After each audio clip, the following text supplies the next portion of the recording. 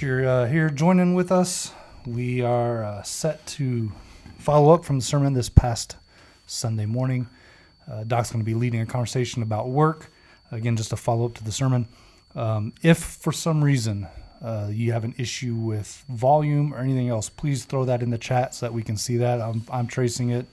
Ben will be tracing it as well. If you've got questions, if you've got any sort of statements that you want to make about who's best looking, like any of those kinds of things that you think would be valuable. That's an easy one. Yes. Some questions are easier than others, yeah. But if there's anything that you need to throw out, you feel free to do so. Make sure that you're interacting with this. This isn't supposed to be just us talking and you guys listening. This is a thing that you get to participate in. So, without further ado, let's jump in. Doc, what do you got? Even if Ben had a case, look at the hat he's wearing. Mm-hmm. That pretty much disqualifies him.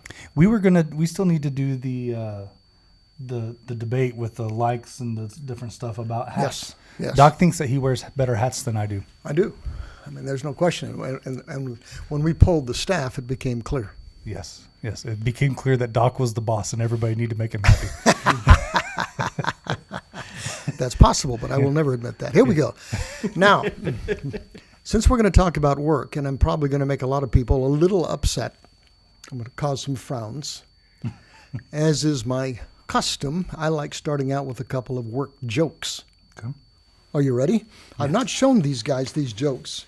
I think they're pretty funny. The test is going to be we have to laugh no matter what because he's our boss. Absolutely, but I think you will anyway. Okay. I got a job at a paperless office. Did you hear me? I think you will anyway was a great line. Yeah. Okay. I got a job at a paperless office. Everything was great till I needed to use the bathroom.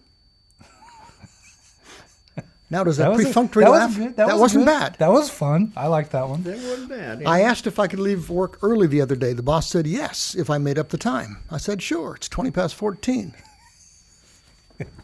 That's a 6. Oh, you're rating them now? Yeah, the paper one was better than the 20 past 6. All right, our computers went down at the office today, so we had to do everything manually. It took me 15 minutes to shuffle the cards for solitaire. Okay, all right. Most people don't even know that was a game that used to be on computers. Yeah, that's a good joke, but it's a little bit dated. It may be. Yeah. First 5 days after the weekend are always the hardest. I agree with that one. Yeah, absolutely. You don't think that's humor? That one's not funny. That just hits hard. No, that's some wisdom right there. When I got to work this morning, my boss stormed up to me and said, "You missed work yesterday." I said, "No, not particularly."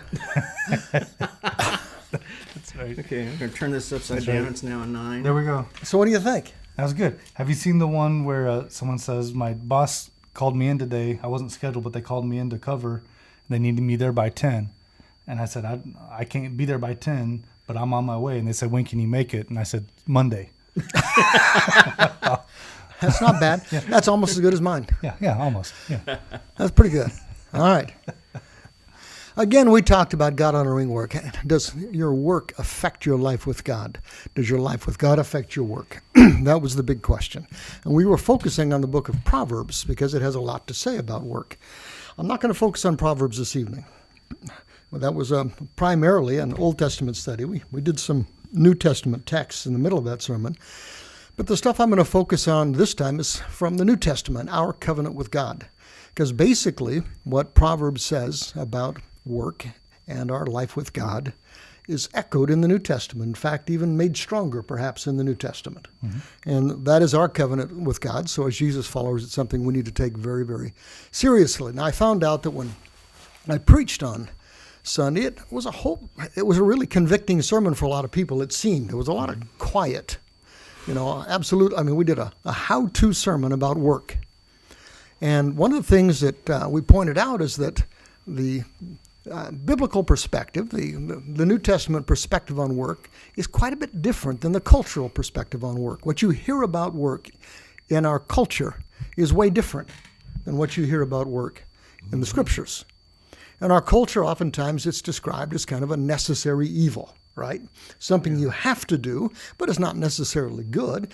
Whereas if you go to the Scriptures, it talks about work as a gift from God. It talks about doing our work as partnership with God. He started tending the world, and he gave us the responsibility to partner with him in doing that. In fact, it actually talks about work in a sense as worship. How you work is either an acceptance of the lordship of Christ or denial of the lordship of Christ. And a rejection of the lordship of Christ is not worship. Anything you do that is touched by his lordship over your life can be viewed as worship. Now, we talked about two things. We talked that are fairly common today. You can read all kinds of articles about them on the internet. We talked about quiet quitting. Quiet quitting is when people go to work and they do as little as... Excuse me, I'm so sorry. Hold on. Not quite a voice. So we talked about resenteeism. We talked about quiet quitting. So quiet quitting is whenever you kind of stick around and you continue collecting a paycheck, but you're not actually pouring into the job and being useful and providing any sort of value to wherever it is you're working. Resenteeism is kind of that space where you feel stuck, like you hate your job, but you don't have any other options, and so you're there, but you hate every part of it, every second of it. Gallup actually found that about 60% of the people in the world are quiet quitting. That's a world study, but I don't think it's that much different here in the U.S. Mm-hmm.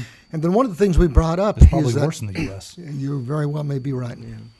One of the things is that we made the point that a lot of people, because I know that when you're talking to a bunch of Jesus followers in a room, that a lot of them struggle with quiet quitting and resenteeism. I know a lot of them see work as a necessary evil. And the same people would say that Jesus is my Lord, and yet they will not allow him to be the Lord of their workplace, of how they work. And there's a clash. And this is one of the reasons that it became a very convicting sermon. Mm-hmm. Well, and there reminds me of that older saying that for some people, your life and behavior is the only Bible they're going to read. You got it. Mm-hmm. There's that. I'm also thinking about some of the shifts in the workplace. And if you go back 100 years, you think about manufacturing and how things shifted and changed. I think of Henry Ford and the creation of the 5-day work week. And right now, within our culture, we've got to push for the 4-day work week. There's always there seems to be a great desire that we want to make more money by putting less effort in and less time in. It's a fascinating combination of philosophies that are within our culture right now. And Proverbs actually speaks to that directly. People who want to get more money for less work, and it challenges it. It says, the work is hard, your money lasts longer. It's it gives it more value. Well, I also talked a little bit about retirement, not a whole lot, and suggested, because some people probably were wondering what my perspective might be, and I wasn't trying to give anybody my perspective. I was just simply trying to reflect on what the Scripture teaches. Mm-hmm. I don't think there's anything wrong with retiring from a 9-to-5 job. The problem is that a lot of people think that when they retire from a 9-to-5 job, they retire from service. And no Christian ever retires from service. Does that make sense? Till the day we die. Now, how we serve, what we're capable of doing as we serve, is going to change dramatically. Mm-hmm. But that we see ourselves as servants, eager to figure out some way to make a contribution to the kingdom. Okay? That's fundamentally Christian, right? You guys buy that?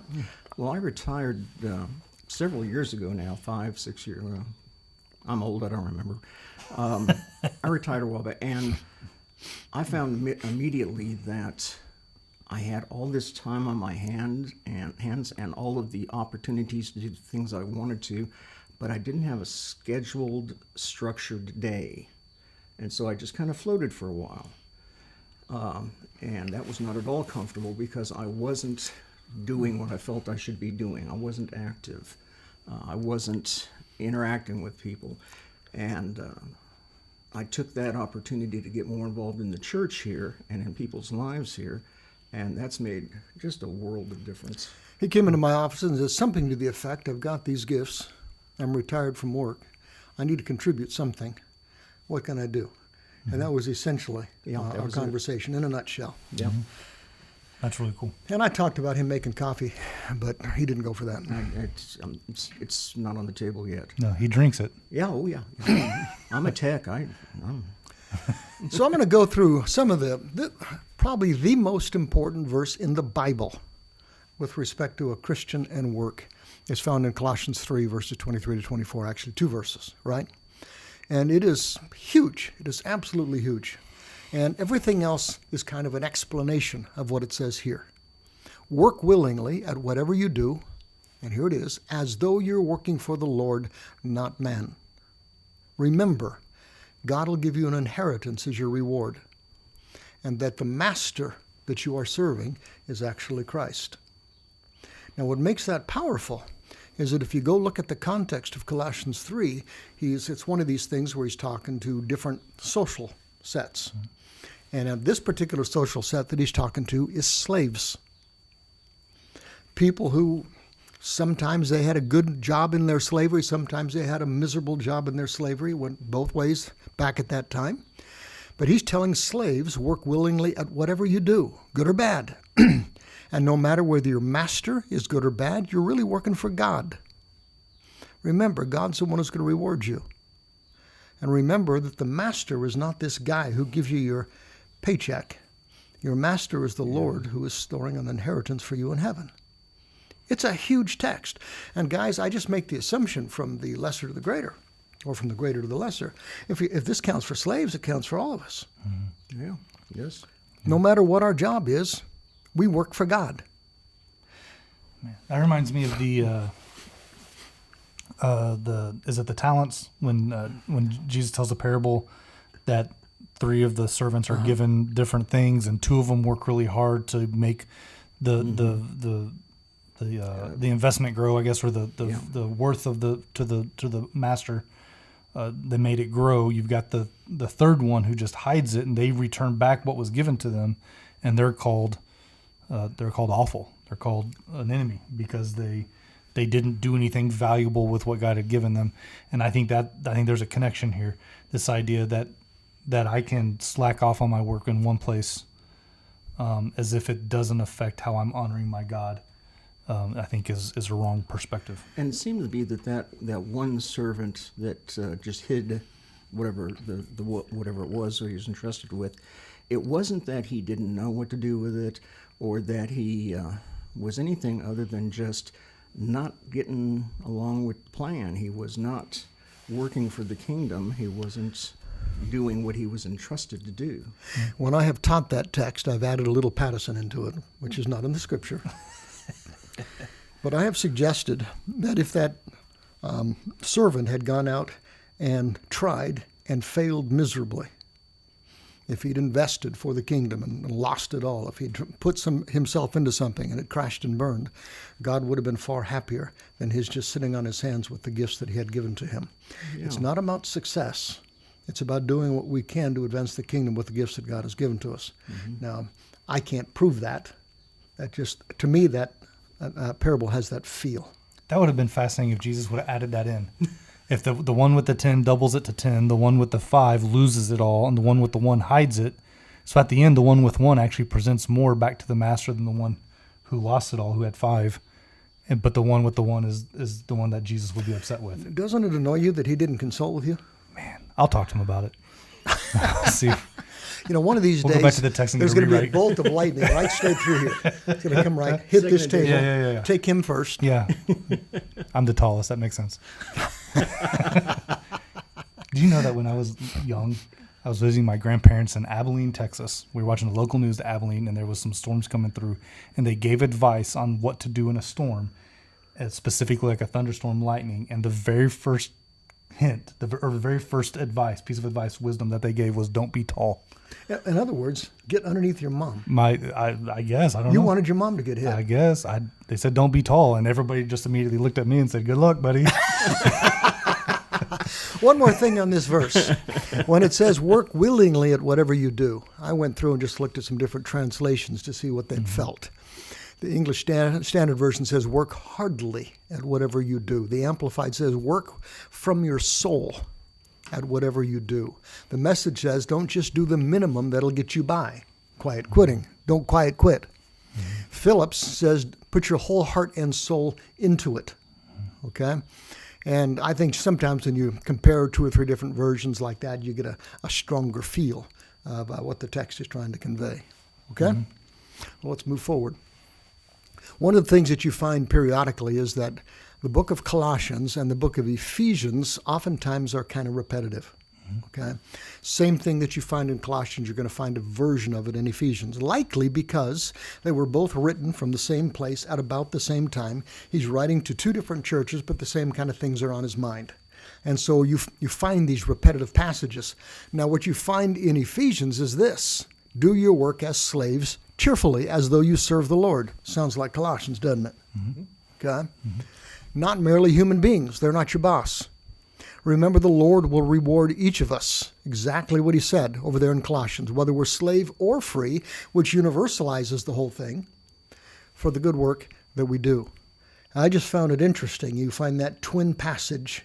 It's a little bit more detailed in Colossians, but you've got the same thoughts, same thread over in the book of Ephesians. You guys got anything on that? No. Same author, so. Same author, same time. Basically, they're both called prison epistles. He's in prison, probably in Rome, writing to these churches that he had founded. And as he's thinking about, if you were writing to a couple of different churches, you probably would write similar things, because there's going to be things on your mind that you want to convey. Right? And there are principles and truths that simply need to be repeated in different contexts. That gives them not more value, but it gives people a better opportunity to hear them and consider them. Yeah. I think here in a moment you're going to talk about the specific context in which he was speaking to some things about work, and I think that's going to be pretty valuable. Okay, now, right here, I stole this quote. That's why it's in quotes. I didn't give you the source. It's from the internet, a site called Got Questions, What is a Christian Work Ethic? And he says, in essence, this is the Christian work ethic. We are commanded, not recommended, to put forth our best efforts, to work from our heart and soul at whatever we do. We are accountable to God and stewardship of the gifts that he's given to us. Mm-hmm. I'm sorry, guys, I had to look because we've got a little thing that goes right over the top of the text sometimes, and sometimes it's hard to read what it says. I could look down here, but I didn't. Okay. Yeah. Okay. You guys got anything on that? I think that's a good quote. Yeah. It's basically not what we know. It's not what we do. It's do you actually do what you know? When you may know this is in the Scripture. Do you actually try to put it to work? Mm-hmm. You know this is in the Scripture. Do you quit anyway? Mm-hmm. Well, you know that is another choice and action of free will. Yes, absolutely. Like so it's a reinforcement of our commitment, our stand, our relationship with Christ. Even if you hate your job, I think there ought to be this drive inside of you. I don't like it, but I'm going to try to do my best at it anyway. Mm-hmm. Okay? And I'm going to tell you, as a guy who at times has managed people, those are the people that you want to see elevated. Mm-hmm. Right. I've had times where I had a job or a project that I really was not interested in and would have done practically anything to get out of, but whoever was running the project or my supervisor or boss was somebody I respected and liked. I found that I would put in the effort just for them. Yeah. That's cool. Yeah. And if you actually remembered, which is hard to do, I heard an illustration years ago, and I can't come up with it perfectly, but it was about an Australian miner who was very, very simple, had no education, and he was a Christian, and he had to give a devotional, okay? And so he made his notes on cards, and he got up and started to speak, and he was so nervous that he dropped the cards, and he picked them up, and they were all out of order, and he just burst into tears, and he says, I wanted to do my best for God. Mm-hmm. Okay? Mm-hmm. That's Christian. Mm-hmm. I don't care what he did.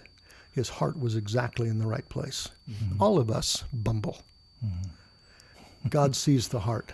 Mm-hmm. The best of us bumble at everything we do. God sees the heart. Yeah. Right? Yeah. Right.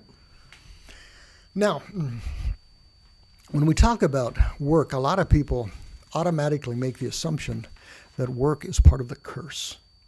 You remember that Adam and Eve sinned in the garden. God cursed them. They said, your work is going to be painful here on in. Childbirth is going to be painful here on in. And a lot of people figure that work is part of the curse. Now, one of the things that we always have to keep in mind is that God gave Adam and Eve the job before they sinned. Mm-hmm.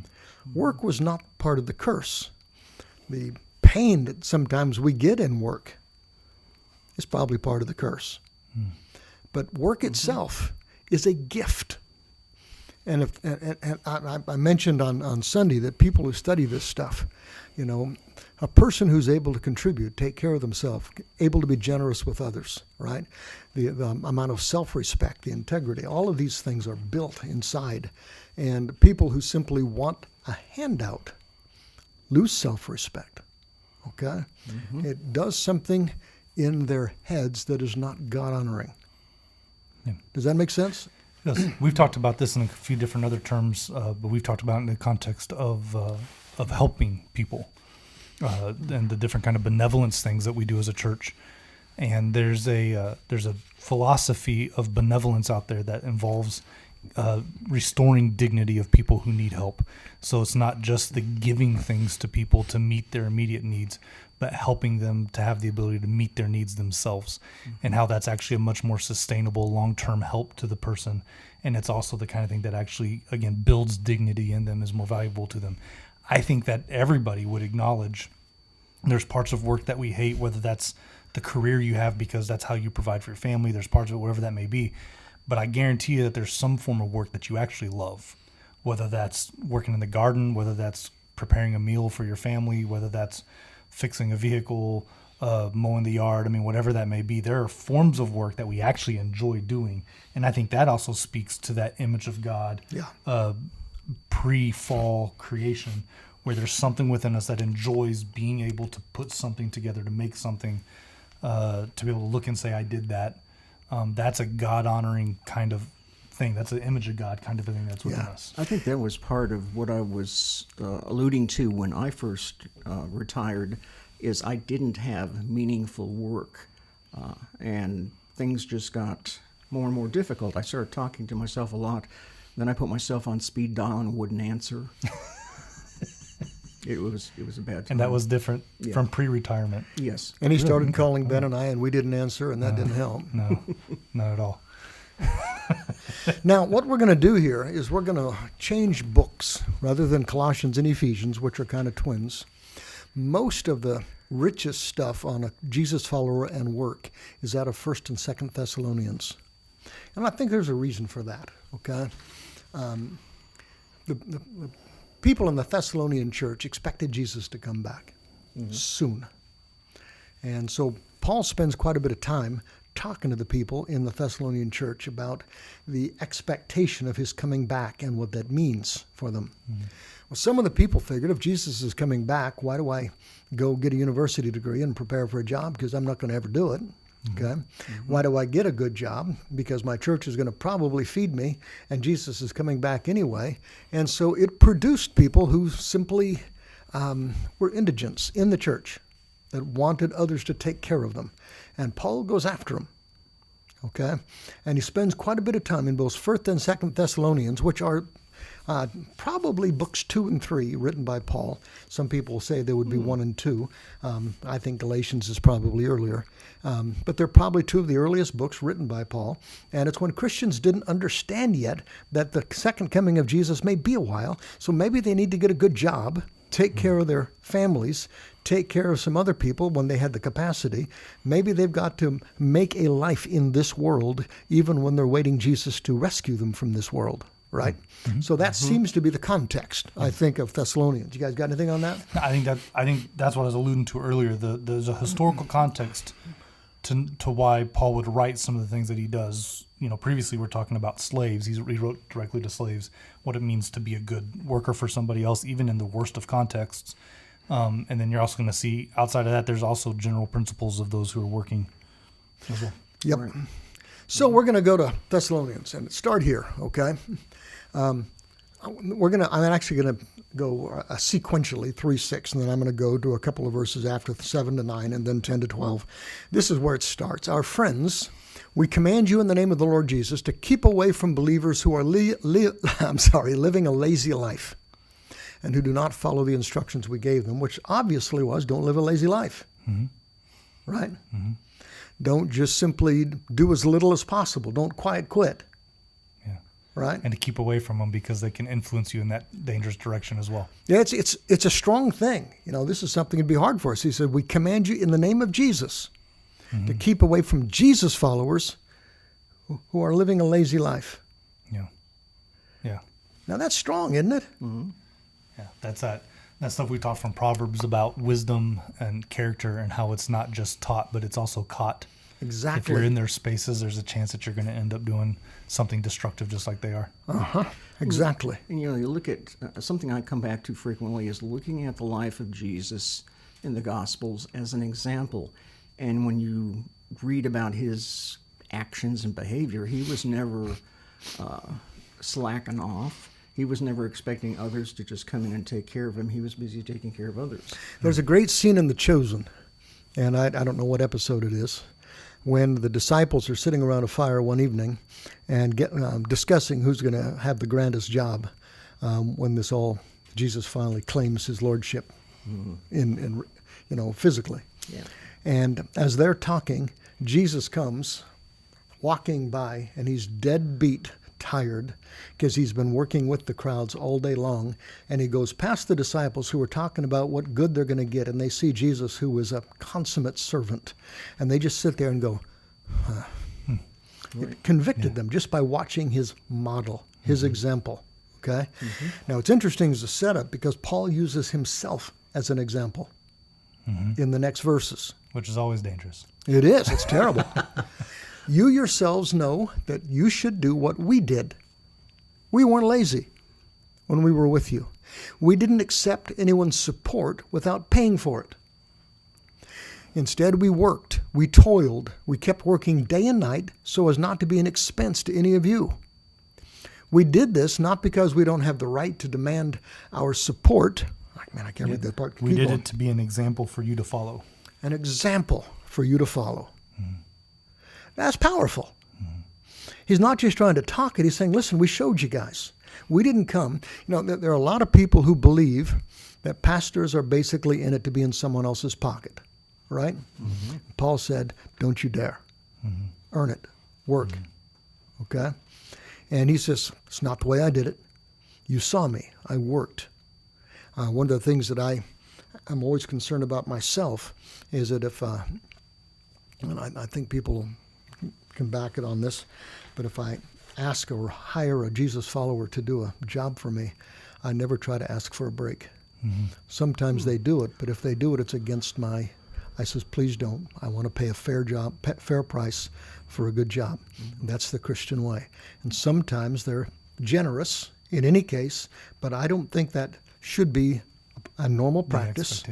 And I don't think it should be an expectation at all. I think as Christian leaders, we have to model this. Does that make sense? Yeah, it's very important. It's another one of those things that people will see when you don't know they're looking. Yeah. This is also fun because as a pastor, I've been in those places where people say you only work one day a week. You get some of that, and then you also get the quite consistently, what exactly do you do? And you're preaching Sunday. When are you going to start preparing for it, Ben? Yeah, exactly. Yeah, probably about Saturday about 10 o'clock at night. Actually, it's only half of a day a week. It's really just a half Sunday. Absolutely. Now this is my favorite part of this passage. These are the next two verses. Okay, even while we were with you, we gave you this command: those unwilling to work will not get to eat. That's a fun verse. Don't feed them. Yeah. And yet we hear some of you are living idle lives, refusing to work and meddling in other people's business. Okay? That's what happens when you aren't having anything else to do. It happens all the time. It's one of the key things in this. So we command such people, urge them in the name of Jesus to settle down and work to earn their own living. Yeah, that part was blocked. I couldn't see it. I got you. Yeah. Okay. Now this is about as contrasting the cultural trend of entitlement as it gets. Oh, yeah. I'm not just trying to be an old grump. This is part of the New Testament command to Jesus followers, right? And it's it's fascinating that the early church and all of its successes were primarily built around their charity and their love for people who were hurting and struggling. And so this isn't a people group that are not good at caring for others. This is a people group who are taking advantage of each other. As a Jesus follower, God has given you gifts. If you're part of a family, I hope you have chores. Yeah. That's the way I like to picture it. Some people go into a church, and I say, if you're going to become a part of a church, you not only have gained a family, but you also gain chores, because in a family, everybody contributes, right? Everybody should contribute. Now, sometimes we got to teach our kids that a little bit. Sometimes we got to smack them upside the head a little bit to teach them that stuff. Sometimes you got to teach parents that. But that's a big deal. As part of a family, where you can make a difference, you do make a difference. It's a mandate from our God. And that's also part of our being counterculture, because so much of our society, it seems, has institutionalized entitlement. Yes. And we need to be an example and so forth against that, to follow this principle. Which is one of the reasons that Ben brought it up, because he says that in our charity, we have to be careful not to slip over into fostering entitlement. We've got to be real careful on that. And Ben, you also raised the connection between idleness and sin. You want to go on there? No, that's really interesting to me, and that's something that just stood out to me right in this moment, but it makes sense. How often is it if you're in a work environment and there's someone who isn't really pulling their own weight, and it's not just that they aren't pulling their own weight, but they're actually interfering with other people who are trying to pull their own weight. It's just a simple thing. Like it's right there. That's practical. I think that's something that everybody can intuitively just understand and know, because you've experienced that. You've been in those situations, I would assume, where you have, a deadline, or you're working on something really hard, but someone else doesn't have anything else to do, and so they're idle. They're just kind of looking around, and so then they get in your way. They disrupt you or whatever else. It's why our doors are closed a lot of the time during the week as we're working through stuff. Because again, there's times when other people on staff are busy when we're not busy. There's times when we're busy and they aren't busy, and it's really easy to actually get in the way of other people getting their job done. There's an old saying, idle hands are the devil's playground. Okay, that's old. You probably don't hear it around much more. But it's the basic idea that if with idleness, some people tend to busybody, start critiquing how everybody else is living, everybody else is doing their job, because they're not focusing on their own. With idleness, some people just get into mischief. It's kind of like, we always accuse this of teenagers. Teenagers who have nothing to do all summer, they're likely to get into something, right? But it works for adults too. Same with that made me think of my teenagers right now and like curfews. There's a reason why they don't get to stay out all night long, because the later it gets and the more idle time they have, the more likely they are to end up in some spot that they don't need to be in. The best way to avoid sin is not put yourself in a spot where it's going to be easy to sin, right? Because if you get in a spot where it's going to be easy to sin, sin is stronger than your will, and that's just the way it is. I read a book recently about, the whole point was, if you, before the fact, think about those things that trip you up and come to a conclusion that you're not going to fall for that, you're not going to put yourself in that situation, you're not going to allow for these factors and variables that will put you at risk, and decide to do that now, that gives you an awful lot of strength when temptation or whatever else comes up, and it tends to keep it from coming up as much as it would. Yeah. That's why if you're an alcoholic, don't go to the liquor store. Exactly. Now, simple stuff like that. This big text that we unpacked was from 2 Thessalonians, the second letter he wrote to it. But you find some of the same themes in the first letter, which is a little bit prior to this second letter. Okay? Let me show you two passages that you find in that book. 1 Thessalonians chapter 4, he says, make it your aim to live a quiet life, to mind your own business, wouldn't that be cool? And to earn your own living, which was in the last verse that we found also, to earn your own living. This is a big deal. Just as we told you before, in this way you will win the respect of those who are not believers, and you will not have to depend on anyone for what you need. You won't have to depend on anyone for what you need. There again, it's showing a different kind of ethic. It is God-honoring, if you can, to earn your living. Now, there are times when people can't, because there are things that come up beyond our control, and the church is there to step in. All right? Yeah. But because insofar, we're still a people of charity. exactly. Yeah, we're family. We still take care of each other. But it's to the degree that we can to mind our own business, which you don't do when you're not working, right? Oftentimes, to earn your own living, so you won't have to depend on anyone for what you need, because as Jesus followers, everyone is supposed to contribute if we can. If we can, right? Now, like I said, there are crises beyond our control, and the church is always eager to step in. We do that all of the time. But this is a big deal. That's our generous bucket. Yeah, and exactly. that's a part of our worship every single week that we make a big deal about, where we have an opportunity to care for one another. And again, most of the time, those of you listening, you don't get to see all the ways in which that help happens, because a lot of time we're trying to also protect the dignity of the people who are being helped. It's not something that we always throw up there, but it's used and quite frequently. I mean, we have a balance in that account, but quite frequently we're spending more a month than what we're taking in, helping people out. We do have the balance, but Yeah. we're not going the whole with it. But Yeah, we're not in a hole, but we're in a good place. But there's plenty of need. And again, what happens in the generous bucket is a useful thing that is blessing people literally week by week. one other tidbit in this verse I didn't want to let go. In this way, you will win the respect of those who are not believers. Okay. What they think of Christ is oftentimes linked to what they think of us. We are the Christ that they see, right? Yeah. It affects your witness. This is a big deal. Yeah. You guys got anything on that? No, let's go. Therefore, one more verse in 1 Thessalonians, this is in chapter 5. We urge you to warn those who are lazy, encourage those who are timid, take tender care of those who are weak, and be patient with everyone, which gives both sides of it. Don't be lazy, but if someone is weak and needs help, help them. If they're strong and they just want your money, don't help them. Yeah. If they're weak, our job is to be charitable. We're to do our best to take care of each other. But we urge you to warn those who are lazy, encourage those who are timid, take tender care of those who are weak, and be patient with everyone. It's a great verse, I think. Right? Yeah. I like your note here. It says that laziness is clearly a spiritual problem.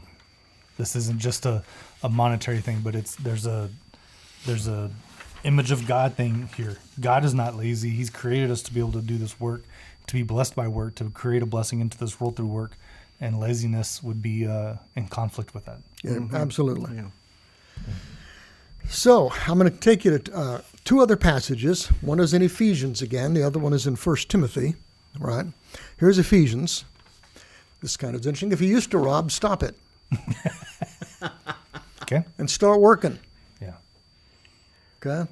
You used to try to just take other people's money to get along. Now earn your own. Yeah. In order to earn an honest living for yourself and also to be able to help the poor. Because one of the things that we try to do is we are responsible as Jesus followers insofar as we are able to take care of our families, and if we have extra, to help other people who are struggling. But it is the next verse that I'm going to show you is powerful. If you are not taking care of your family, this is a spiritual issue. This puts you in a spot where you're actually, in God's eyes, worse than unbelievers. Okay? Work is a spiritual issue, guys. How we work, how we view our work, how we do our work, right? This is a deeply spiritual issue. And so the last one is from 1 Timothy 5:8. If anyone doesn't take care of their relatives, which I'm assuming includes financial help, especially members of their own family, they've actually denied the faith, and they're worse than unbelievers. To know what God wants you to do clearly and to call him Lord, and not to follow his commands about taking care of your family insofar as you are able and being generous insofar as you're able, is a denial of Christ. It's a denial of his lordship. In healthy ways. Yes, in healthy ways. Exactly, Ben. Yeah. You can find exceptions to the rule, but the rule is you care for your family. You take care of one another. And this extends out to the church family, you think? Oh, I think it does. Now, I've always thought that when you're talking about this, and this bothers a lot of people, I think you can make a case, at least I can make the case, I have made the case, that there are 3 levels of generosity. Okay? My first responsibility is to take care of my family. Now, Jesus talked to some Pharisees who were, in the name of God, not taking care of their family. And he went They're after them big time. using loopholes, law loopholes. Yeah. Law loopholes to avoid taking care of their family. We take care of our physical family first, our spiritual family second, because Christians take care of Christians. And insofar as we are capable beyond that, to be generous and charitable to everybody who is outside. Now, Ben is setting up a series of sermons that we're going to be starting in September? November. November. No. Oh, one another. Yeah, August, September. Okay. And we're going to go into this quite a bit more during that one, whether one another includes those who are outside the church. Yeah, and I think it does. I think it goes beyond that.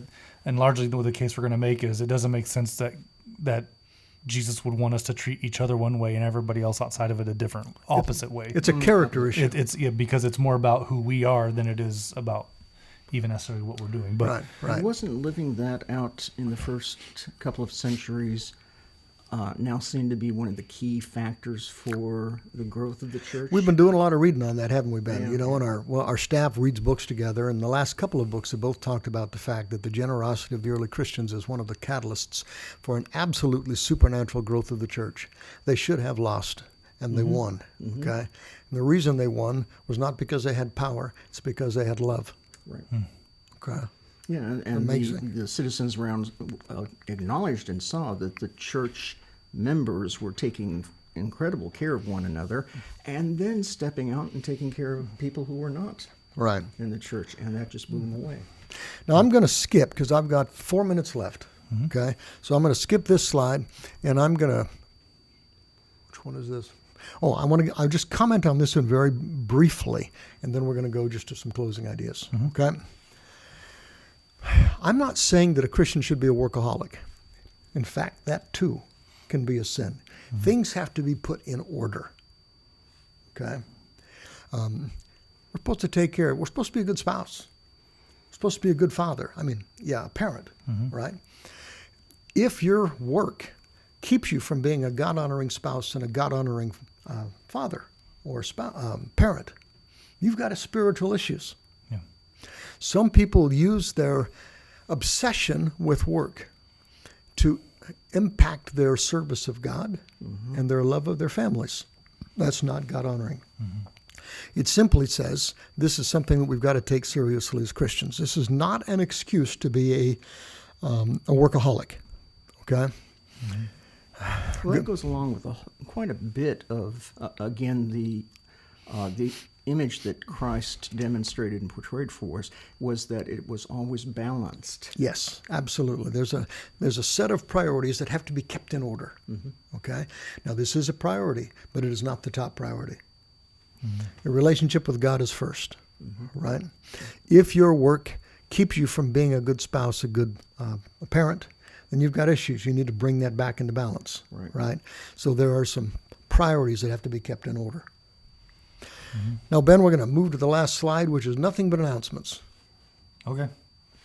All right. So this Sunday, guys, we've got Bacon Sunday. You can feel free not to come this Sunday if you want, just because it means I'll have more bacon, and I'm excited about that. So we're doing Bacon Sunday. It's Father's Day. It's a great opportunity for to celebrate dads, feed them some bacon. We've got something special with the hot bacon. If you're the kind of guy who likes spicy stuff, or lady, I suppose, if you like the spicy stuff and you like a challenge, we're going to have something special just for that, because apparently Doc is consistently mocked on Bacon Sunday for how not spicy his hot bacon is. So I am striking back. So yes, he's coming for you. All right. And so we've got those things again. Make sure you got people for that.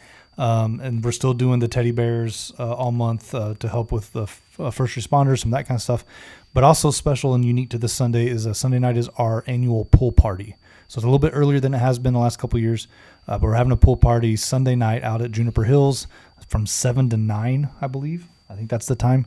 And so make sure that you guys kind of set that aside, put that on your calendar, plan on being out there. It's free for your whole family to come and be a part of what we're doing. And it's definitely worth your time. So I think that's everything. You got anything else? Nope. You good? I'm good. All right. Well, we finished. Right now, we're less than a minute early being done, so that's good. Thanks for joining us, guys. Glad you guys were with us. We appreciate being able to do this, and as usual, we'll see you Sunday, hopefully, and if not, we'll see you next Wednesday. Thank you.